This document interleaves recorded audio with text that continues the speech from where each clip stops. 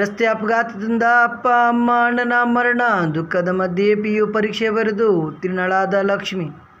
ಮನೆಗೆ ಆಸರೆ ಇರ್ತಕ್ಕಂಥ ತಂದೆ ತಾಯಿ ಅಣ್ಣ ಎಲ್ಲರನ್ನು ಕಳ್ಕೊಂಡು ಈಗ ಮೌಲಿನಗರದ ವಾರ್ಡ್ ನಂಬರ್ 9 ಅಂಬೇಡ್ಕರ್ ನಗರದ ನಿವಾಸಿಗಳು ಕಳೆದ ಮಾರ್ಚ್ 11ರಂದು ಒಂದೇ ಕುಟುಂಬದ ಮೂವರು ಆಂಧ್ರ ಪ್ರದೇಶದ ಆದೋನಿ ತಾಲೂಕಿನ ಪೆದ್ದತುಂಬಳಂ ಸಮೀಪದಲ್ಲಿ ಕರ್ನಾಟಕ ರಾಜ್ಯದ ಗಂಗಾವತಿ ಘಟಕದ ಸಾರಿಗೆ ಬಸ್ ಮತ್ತು ಮಾನ್ವ್ಯ ದ್ವಿಚಕ್ರ ವಾಹನದ ಮೂಲಕ ಹೋಗುತ್ತಿದ್ದ ಮೂವರು ರಸ್ತೆ ಅಪಘಾತದಲ್ಲಿ ಮೃತಪಟ್ಟಿದ್ದರು. ಈ ಅಪಘಾತದಲ್ಲಿ ತಂದೆ ತಾಯಿ ಮತ್ತು ಸಹೋದರನನ್ನ ಕಳೆದುಕೊಂಡ ಕುಮಾರಿ ಲಕ್ಷ್ಮಿಯು ದುಃಖದ ಮಧ್ಯೆಯೂ ಒತ್ತಾಯದ ಮೇರೆಗೆ PU ಪರೀಕ್ಷೆ ಬರೆದು ಉತ್ತೀರ್ಣಳಾಗಿದ್ದಾಳೆ. ಕ್ಷೌರಿಕ ಕೆಲಸದ ಜೊತೆಗೆ ಮಾನ್ವೀಯ ಗೃಹರಕ್ಷಾ ದಳದ ಸಿಬ್ಬಂದಿಯಾಗಿಯೂ ಕೆಲಸ ನಿರ್ವಹಿಸುತ್ತಿದ್ದ ಹೇಮಾದ್ರಿ 50 ವರ್ಷ ಹಾಗೂ ಅವರ ಪತ್ನಿ 45 ವರ್ಷ. 5 ಜನ ಮಕ್ಕಳಲ್ಲಿ 4 ಜನ ಪುತ್ರಿಯರು. ಒಬ್ಬ ಮಗ ದೇವರಾಜ್ 20 ವರ್ಷ ಅಪಘಾತದಲ್ಲಿ ಮೃತಪಟ್ಟಿದ್ದ.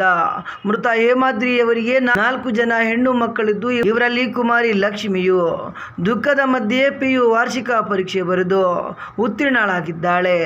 ಈ ಹಿನ್ನೆಲೆ 4 ಜನ ಹೆಣ್ಣು ಮಕ್ಕಳ ಬೆನ್ನಿಗೆ ನಿಂತಿರುವ ಸವಿತಾ ಸಮಾಜವು ಮತ್ತು ಶಿಕ್ಷಣ ಪ್ರೇಮಿಗಳು ಹಾಗೂ ಸಮಾಜ ಸೇವಕರು ಮತ್ತು ರಾಜಕೀಯ ಮುಖಂಡರು ಕುಮಾರಿ ಲಕ್ಷ್ಮಿ ಅವರಿಗೆ ಸನ್ಮಾನಿಸಿ ಗೌರವಿಸಿ ಮುಂದಿನ ವಿದ್ಯಾಭ್ಯಾಸಕ್ಕಾಗಿ ನಿನ್ನೊಂದಿಗೆ ನಾವಿದ್ದೇವೆ ಎಂದು ಧೈರ್ಯ ತುಂಬಿ ಪ್ರೋತ್ಸಾಹಿಸಿದರು. ಬಹಳ ದುಃಖಕರ ಸಂಗತಿ ಇದು.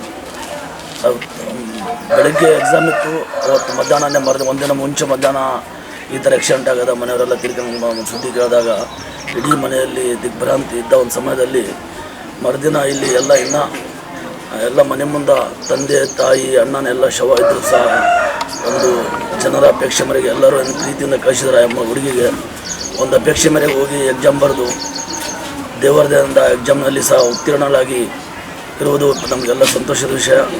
ಆದರೂ ಸಹ ನಮ್ಮ ಪ್ರವಾದಿಯವರ ಒಂದು ವಚನ ಇದೆ, ಯಾವ ಮನೆಯಲ್ಲಿ ಮಕ್ಕಳಿಂದ ತಂದೆ ತಾಯಿ ಆಶ್ರಯ ಇರೋಂಗಿಲ್ಲಲ್ಲ ಆ ಮನೆ ಮೇಲೆ ದೇವನ ಅನುಗ್ರಹ ಭಾಳ ಇರ್ತದೆ ಅಂತ ಹೇಳ್ತಾರೆ. ಹಾಗಾಗಿ ಆ ಮಕ್ಕಳ ಪ್ರತಿಯೊಂದು ಒಳಿತಿನಲ್ಲೂ ಸಹ ಅವರು ಮಾಡುವಂಥ ಪ್ರತಿಯೊಂದು ದಾನ ಧರ್ಮ ಒಳಿತಿನಲ್ಲಿ ಅವ್ರದ್ದೆಲ್ಲ ಪುಣ್ಯವನ್ನು ಅವ್ರ ತಂದೆ ತಾಯಿಗೆ ತಲುಪಲಿ ಮತ್ತು ವಿಶೇಷವಾಗಿ ದೇವರ ವಿಶೇಷ ಅನುಗ್ರಹ ಅವ್ರ ಮೇಲೆ ಇರಲಿ ಅಂತೇಳಿ ನಾನು ಹೇಳಕ್ಕೆ ಇಷ್ಟಪಡ್ತೀನಿ. ಅದೇ ರೀತಿಯಾಗಿ ಪ್ರತಿಯೊಂದಕ್ಕೂ ಸಹ ಎಲ್ಲ ಅವರು ಸಮಾಜದವರು ಒಂದು ಒಳ್ಳೆಯ ಸಹಕಾರ ಇಲ್ಲಿವರೆಗೆ ತೋರಿಸಿದ್ದೀರಿ. ಮುಂದೂ ಸಹ ಇಡೀ ಅವರ ಪೂರ್ತಿ ಅವರು ಸಹ ಒಂದು ಸಾಂಸಾರಿಕ ಜೀವನ ಪ್ರಾರಂಭಿಸುವವರೆಗೂ ಎಲ್ಲರ ಕಾಳಜಿ, ಸಮಾಜದ ಕಾಳಜಿ ಅವ್ರ ಮೇಲೆ ಸದಾ ಇರಲಿ. ಅವರ ಮಾಮನವರು, ಅವ್ರ ರಿಲೇಷನ್ ಏನು ಬಂಧುಗಳಾರಲ್ಲ ಅವರೆಲ್ಲರೂ ಪ್ರೀತಿ ವಾತ್ಸಲ್ಯ ಮೊದಲು ಯಾವ ಥರ ಇತ್ತು ಈ ಮನೆ ಮೇಲೆ ಅದೇ ಥರ ದೇವರು ಮುಂದರ್ಸಲಿ. ಎಲ್ಲರ ಮಧ್ಯೆ ವಿಶೇಷವಾದ ಪ್ರೀತಿ ಕಾಳಜಿ ಸದಾ ಹೀಗೆ ಇರಲಿ ಅಂಥೇಳಿ ಆಶಿಸುತ್ತಾ ನಾನು ಆ ಮಕ್ಕಳಿಗೆ ದೇವರು ಒಳ್ಳೆಯ ವಿದ್ಯಾಭ್ಯಾಸ ಮಾಡಿ ಒಳ್ಳೆಯ ಒಂದು ಉನ್ನತ ಸ್ಥಾನಕ್ಕೆ ಹೋಗುವಂಥ ಕರುಣೆಯನ್ನು ದಯಪಾಲಿಸಲಿ ಅಂತೇಳಿ 2 ಮಾತು ಮುಗಿಸ್ತೀನಿ. ಆಕೆ ಪರೀಕ್ಷೆಗೆ ಹೋದ್ಲು. ಅವತ್ತು ನಮಗೆ ಭಾಳಷ್ಟು ದುಃಖ ಅನ್ನಿಸ್ತು. ದುಃಖದ ಮಧ್ಯದಲ್ಲೇ ಪರೀಕ್ಷೆಯನ್ನು ಬರೆದು ಉತ್ತೀರ್ಣಳಾಗಿದ್ದಾಳೆ. ಈ ಒಂದು ದುಃಖದ ವಿಷಯದಲ್ಲಿ ಅದೊಂದು ಸಮಾಧಾನದ ಸಂತೋಷದ ವಿಷಯ ಅಂತ ಹೇಳ್ಬೋದು. ದೇವರು ಆ ಒಂದು ದಿನ ಕಣ್ಣು ಮುಚ್ಚಿನ ಅಂತ ಅಂದ್ಕೊಂಡು, ಯಾಕಂತ ಹೇಳಿದ್ರೆ ಮನೆಗೆ ಆಸರೆ ಇರ್ತಕ್ಕಂಥ ಒಂದು ಸವಿತಾ ಸಮಾಜ ಭಾಳಷ್ಟು ಅದನ್ನು ನಿಂತು ನಮಗೆ ಭಾಳಷ್ಟು ಅನುಕೂಲ ಮಾಡಿ ಅವರ ಎಲ್ಲ ಒಂದು ಅಂತ್ಯ ಸಂಸ್ಕಾರ ಆಗಲಿ ಇರ್ತಕ್ಕಂಥ ಅನುಕೂಲ ಆಗಲಿ ಎಲ್ಲ ಮಾಡಿಕೊಟ್ಟಿದ್ದಾರೆ. ಮುಂದಿನ ದಿನಗಳು ಸಹ ನಮ್ಮದೊಂದು ಸಮಾಜ ನಮ್ಮ ಜೊತೆ ನಿಲ್ಲುತ್ತೆ ಅಂತ ನಮ್ಮ ನಂಬಿಕೆ ಭರವಸೆ ಇದೆ. ಇಷ್ಟೊಂದು ಹೇಳಿ ನಾನು ಈ ಸಂದರ್ಭದಲ್ಲಿ ಪುರಸಭೆ ಸದಸ್ಯರು ಹುಸೇನ್ ಬಾಷಾ, ಸವಿತಾ ಸಮಾಜದ ತಾಲೂಕು ಅಧ್ಯಕ್ಷರು ರಾಘವೇಂದ್ರ ಹುಂದ್ಯಾಳ್ ಸೇರಿದಂತೆ ಸಮಾಜದ ಮುಖಂಡರು ಇನ್ನಿತರರು ಇದ್ದರು.